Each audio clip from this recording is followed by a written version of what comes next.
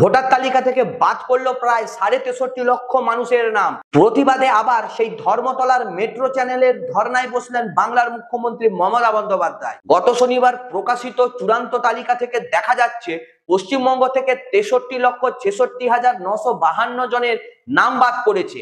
এমনকি 7 লক্ষেরও বেশি মানুষের নাম এখনো পর্যন্ত কিন্তু বিবেচনাধীন। মুখ্যমন্ত্রীর হুঁশিয়ারি, একজন বৈধ নাগরিকের নামও যদি বাদ যায় তবে আন্দোলন আরো তীব্র হবে।